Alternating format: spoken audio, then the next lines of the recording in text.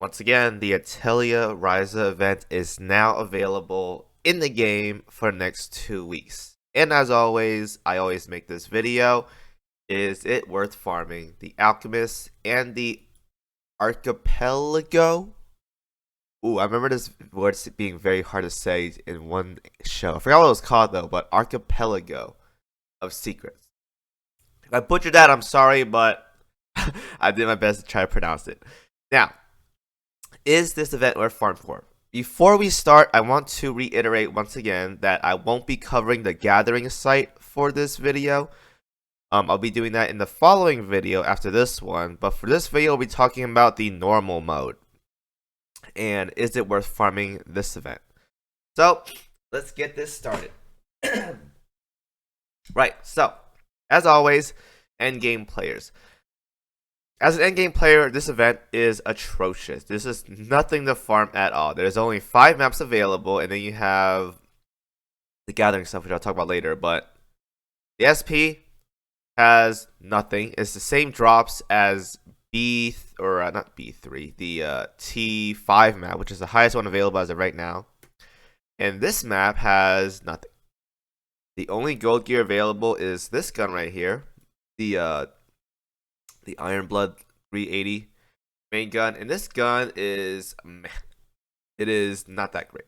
So I would definitely say, as an endgame player, there's like nothing worth farming for here. But it does drop gear skins, and in every collab, I always try to collect every gear skin possible that's available. And this one has pretty good ones. You have the Arcan Seal Shell here. Ooh, that's a theater in Trails of Azure. Love it. It has the Another Planet Shell. I think these two are really nice looking. The orb and the rock right here. And you have some other neat ones as well too. So probably like any other event, if you want gear skins, definitely worth farming for. I farm T5 because I'm trying to get points for the shop, which we'll talk about in a bit. But as an endgame player for gear, not great. But as an endgame player for skins, you might as well just collect them because it's never coming back. And I like skins, so can't go wrong with it. Can't go wrong with it. Right, as a mid-game player, pretty much the same thing. By the way, this event has very low thresholds. Like T1's like level 17 mobs or something. It is very easy. Whereas T5 has like level 90, I think. Maybe a little bit. No, like not 99, probably 80 or something. I remember I was using my terror at level 112 at a 1-1 when I was unlocking it, and she sunk. So there are submarines here. Keep that in mind. Great job. Submarines during a new collab event. So that's great. But there are submarines here, so keep that in mind. But it's an easy event overall. Anyways, though, as a mid-game player, same thing as end-game player. If you guys don't need anything specifically for like purple gear or something, which most of you guys shouldn't by now as a mid-game player, you can definitely skip on this event. But again, gear skins are available, and by the way, you guys can farm gear skins in all of them. I don't think drop rate matters too much on these things. I mean, I'm not exactly sure. I always farm the highest level map available, even with gear skins. So, just recommend that you guys do check out these gear skins stuff because they're not coming back. So if you guys really want some of these skins, then definitely just farm for them. Here, go ahead and look at the animation for some of these as well too. Pretty nice. Yeah, like that. I think this one's pretty nice too. Yeah, that one looks nice. I like that one too. Anyways, though, that's mid and end game players. Now, as a beginning player, this event is actually not that bad. I say this because a lot of these early maps has some pretty neat gear that you guys can use for at least the starting part of your journey.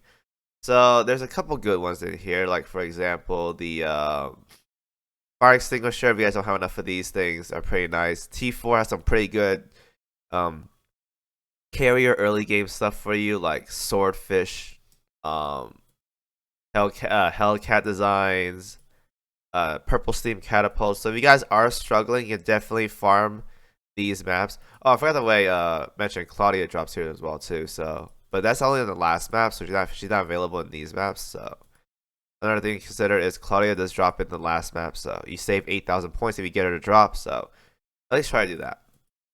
But anyways, though, as an early game player, again, getting to T5 isn't a big deal. It's like level 80. I don't think anyone should have a problem with that within like 1 or 2 weeks. But the early maps like T4 do have some pretty nice gear that you guys can pick up. Some early game Steam carrier setups that you guys can use for the time being. Fighter, dive bomber, and torpedo bomber slots are available here. So T4 is actually a really good starting kit for carriers that you need gear for. It's actually not that bad. Highly recommend farming T4 if you guys can. Otherwise, I would say just definitely try pushing T5 and try to at least get some Claudia drop, and then try to get some of these things here. Now, I don't think there's any particular ships that drops here that's like astounding that you guys can pick up. Could be wrong though, but if I did miss something, go ahead and cover for me in the comment, guys. Like, oh, Kimo, there's KMS ships that drop here. You should farm these for fleet tech or whatever. So if I forget that, let me know. Otherwise, though, it's not a big deal. But early game players is actually a pretty good event for you guys because you guys can get early setups for carriers, which is very, very good.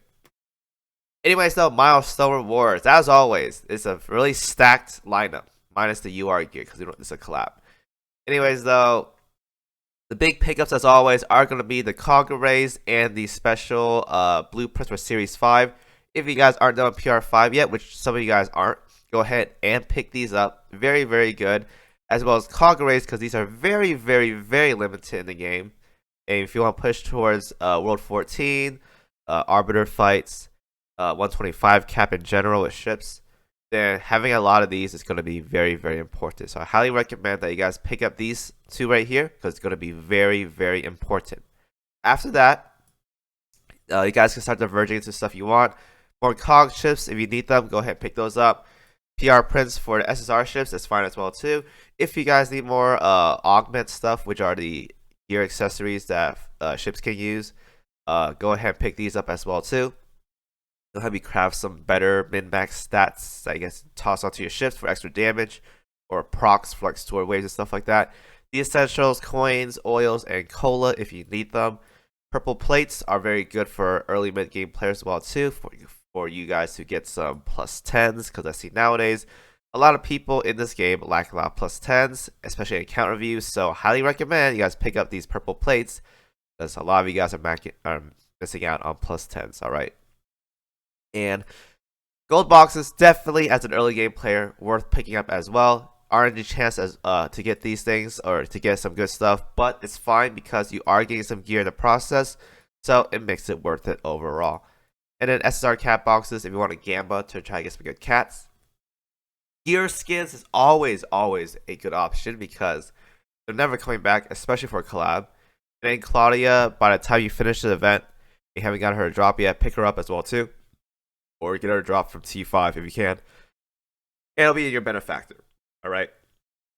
But the most important things here are going to be the cog arrays and the special thingamabobs. After that's going to be the augment or whatever. Then have to pick whatever you want after that. Now, as for milestone rewards, so accumulated points right here. Where you want to stop at is probably going to be around 50,000 points. Yeah, just like last time, 50,000 points maximum. To get the 2 extra DR prints. Otherwise, if you guys don't want to go the extra mile, which is fine for most players, I would highly recommend just stopping at 30,000 points to get the cog chips. 500 of them is a lot. But I would definitely try to push it towards 50,000 if you guys can to get the extra 2 prints for DR if you guys are doing PR5 as of right now. But again, nowadays the game is grinding for some people, so I say 30,000. Try to get here at least, because you can pick up some nice stuff in the shop as well too, and then you're good to go. So 30,000 for min players, max players go for 50,000. If you guys want to go beyond that, don't watch this video. It's not for you. All right, so that's that video, guys. Hope y'all enjoyed this event. It's gonna be a fun event because the alchemy stuff that we talked about in the upcoming video for gear stuff is gonna be great. So stay tuned, guys, for the next video. We'll be talking about the stuff for gathering and alchemy. That's gonna be great. I'm so pumped for that. It's actually kind of confusing at first, but overall though, not that big of a deal. So thank you guys for watching. Hope you guys enjoyed the event, and as always, I'll see you guys in the next video.